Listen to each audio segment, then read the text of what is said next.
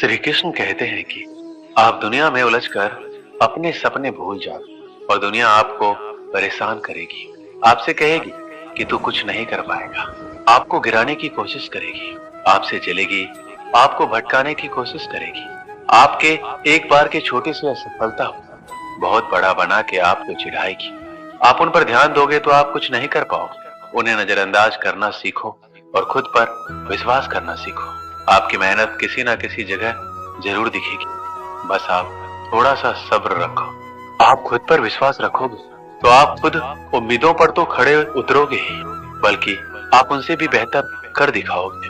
और अभी तक आपके जीवन में दुनिया का प्रेशर नहीं आया है तो आप अभी सफलता के रास्ते पर हो ही नहीं। आपके सामने जीवन में एक ना एक बार वो दिन अवश्य आएगा जब सारी दुनिया आपके खिलाफ हो जाए। आप तो बस अकेले में ही अपनी जिंदगी और मेहनत की जंग लड़ते रहना। इस दौर में बहुत ही कम लोग कुछ सीख पाते हैं। हमें वो दिन नहीं आने देना है, चाहे किसी भी हद तक जाना पड़ जाए। इसलिए आपको सारी हदें पार करके आगे बढ़ना। आपकी जो भी खराब आदतें हैं, सारी आदतों को छोड़ना है और आपको अच्छी आदतें अपनानी ही होगी। कहीं से भी कुछ भी चीज सीखे तो आप उसे एक बार अपना कर जरूर देखें। ज्यादा नहीं, सिर्फ 10 दिन तो करो। श्री कृष्ण कहते हैं लाखों विद्यार्थियों की ये बुरी चीज कि उन्हें ज्ञान फालतू का लगे और कुछ लोगों को अच्छा लगता है तो उन्हें अपनाना नहीं। विद्यार्थियों को सफलता के रास्ते पर दिन कुछ नया करते रहना बहुत जरूरी है और धीरे धीरे खुद को बदलना जरूरी है। पर बहुत लोग इसे नजरअंदाज करते हैं और एक समय के बाद सपनों को भूल के इसी जिंदगी में उलझ जाते हैं। आप स्कूल जाते हो, कहते हो स्कूल में पढ़ाई नहीं होती। मुख्य कारण तो यह है कि आपको पढ़ना ही नहीं। स्कूल में तो पढ़ाई बराबर हो रही है, पर बहाने ही हमें सफलता से रोकते हैं। इसलिए बहाने बनाना बंद करो। आपकी सफलता के बीच में जो कुछ भी है उसे तोड़ मरोड़ डालो।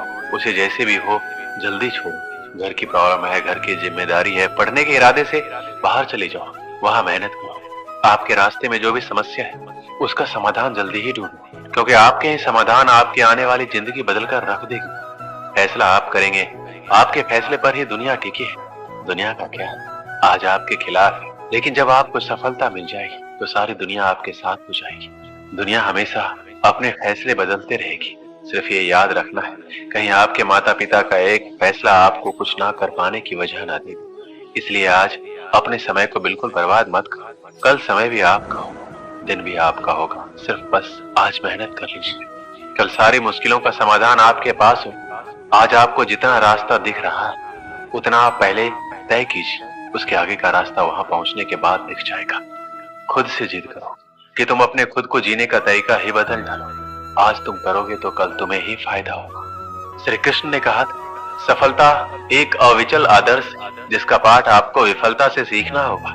यदि आप गिरते हैं तो उठें, यदि आप हारते हैं तो जीतें। अपनी गलतियों को एक मौका समझें और उनसे सीखें। आपकी असफलताओं में भी आपके बड़े सपने छिपे हुए। अपनी विफलताओं को मतलब से भरें और आगे बढ़ने के लिए एक नया उद्देश्य तय करें। जीवन आपको चुनौतियों से नहीं बल्कि आपके प्रतिस्पर्धी से मुकाबला करने का मौका देता है। एक सफल विद्यार्थी की पहचान यह नहीं है कि वह कितना अच्छा अंक प्राप्त करता है, बल्कि यह है कि वह किसी से कम नहीं है। आपका सबसे बड़ा प्रतियोगी आप ही हो। आप अपने आप से मुकाबला करें और स्वयं के आगे निरंतर सुधार का मार्ग चुनें। आपकी सफलता का एक और महत्वपूर्ण अंग आत्मविश्वास है।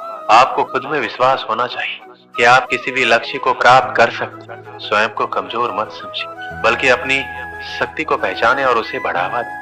जब आप अपने अंदर के संचारी शक्ति को पकड़ेंगे तो कोई भी लक्ष्य आपके लिए असंभव नहीं होगा। साथ ही आपको अपने सपनों को बनाए रखने के लिए सचेत रहना होगा। आपके लक्ष्य बड़े हो सकते हैं, लेकिन उन्हें प्राप्त करने के लिए मेहनत, समर्पण और अध्ययन की आवश्यकता है। आपको अपने लक्ष्यों के लिए संघर्ष करने के लिए तत्परता और सही दिशा में प्रयास करना होगा। याद रखें, अगर आपकी मेहनत और समर्पण सही है तो आपके सपने सच होने से कोई रोक नहीं सकता। आप सचमुच महान हो सकते हैं। आपको सिर्फ अपनी क्षमताओं को पहचानने की आवश्यकता है और समर्पण के साथ काम करने की इच्छा है। जीवन के सभी मोड़ों पर अपना सामरिक मनोबल बनाए रखें और अपार सफलता की ओर बढ़ें। आप सभी के भीतर एक अद्वितीय संभावनाओं का समुद्र, आपकी खुदरा प्रतिभा, अद्भुत कला और निरंतरता से भरी योग्यता का परिचय कराती है। आप विचार कर सकते हैं, सपने देख सकते हैं, इनको हकीकत में बदलने का साहस रखते हैं। जब आप खुद को परिभाषित करते हैं तो सारी दुनिया आपके पास से गुजरती। आपकी सोच, आपके विचार और आपकी भावनाएं आपकी शक्ति बनती है। आपकी सोच आपके कर्मों को प्रेरित करती है और कर्म से ही सफलता आती है। इसलिए हमेशा सकारात्मक सोच और उच्च मानसिकता बनाए रखें। जीवन में कठिनाइयां आएगी, समस्या आएगी, लेकिन आपकी मनोबल शक्ति आपको अपने लक्ष्य की ओर आगे बढ़ने में मदद करेगी। यदि आप ताकतवर और अटल बने रहेंगे तो कोई भी चुनौती असंभव नहीं होगी। विफलता केवल एक मंच पर धकेलने का अर्थ नहीं है, बल्कि आपको विजयी बनाने के लिए आगे बढ़ाने का एक और अवसर। इसलिए अपनी ताकत को पहचानें, अपने दोषों को स्वीकार करें और फिर से खड़े होने का प्रयास करें। जिंदगी में सब कुछ हासिल करने की इच्छा किसको नहीं होती? आगे रहने की इच्छा किसको नहीं होती? पैसा कमाने की इच्छा किसको नहीं होती? अगर आज मैं 100 लोगों से कहूं कि कल आपको 4 बजे उठना है, अगर आप 100 लोग राजी भी हो जाए, परंतु यह है कि उनमें से सिर्फ 80 लोग ही उठेंगे, दूसरे दिन क्या होगा? उससे भी कम लोग उठेंगे, तीसरे दिन उससे भी कम, चौथे दिन उससे भी कम, और जो आखिरी दिन उठेगा वही व्यक्ति अपने जीवन में चुने हुए लक्ष्य को पाकर रहे। यदि आपको दुनिया के 1% लोगों में आना है तो आपको उस माइंडसेट से निकलना होगा जिसमें आपके अगल बगल के 99% लोग फंसे हुए। जिस व्यक्ति ने ठान लिया है इस काम को करना है तो करना, चाहे हासिल कर पाऊं या ना पाऊं, लेकिन जिस काम में मैं इतने दिनों से लगा हूं, जो टारगेट लेकर मैं बैठा, उस टारगेट के इरादे को घुटने टेकने नहीं देगा। और जिनके इरादे घुटने नहीं टेकते वही लोग अपनी जिंदगी में सफलता हासिल कर पाते। तो उठिए और अपना एक मजबूत इरादा बनाइए और अपनी जिंदगी को अपनी सफलता की ओर बढ़ाइए। एक गांव में एक आलसी आदमी रहता था। वह कुछ काम धाम नहीं करता, बस दिन भर निठल्ला बैठकर सोचता रहता था किसी तरह कुछ खाने को मिल जाए। एक दिन वह यूं ही घूमते घूमते आम के बाग में पहुंच गया। वहां रसीले आमों से लदे कई पेड़ थे। रसीले आम देखकर उसके मुंह में पानी आ गया और आम तोड़ने एक पेड़ पर चढ़ गया। लेकिन जैसे ही वह पेड़ पर चढ़ा, बाग का मालिक वहां पहुंचा। बाग के मालिक को देखकर आलसी आदमी डर गया और जैसे तैसे पेड़ से उतरकर वहां से भाग खड़ा हुआ। भागते भागते वह गांव के बाहर स्थित जंगल में जा पहुंचा। वह बुरी तरह से थक गया, इसलिए एक पेड़ के नीचे बैठकर सुस्ताने लगा। तभी उसकी नजर एक लोमड़ी पर पड़ी। उस लोमड़ी की एक टांग टूटी हुई थी, वह लंगड़ा कर चल रही थी। लोमड़ी को देख आलसी आदमी सोचने लगा कि ऐसी हालात में भी इस जंगली जानवरों से भरे जंगल में ये लोमड़ी कैसे बच गई, इसका अब तक शिकार कैसे नहीं हुआ। जिज्ञासा में वह एक पेड़ पर चढ़ गया। वहां बैठकर देखने लगा कि इस लोमड़ी के साथ आगे क्या हो।